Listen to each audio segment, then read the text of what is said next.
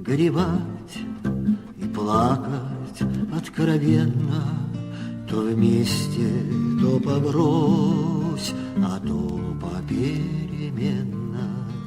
Не надо придавать значения злословию, поскольку грусть всегда соседствует с любовью. Давайте понимать друг друга с полуслова, чтоб, ошибившись раз, не ошибиться снова. Давайте жить во всем, друг другу потакая,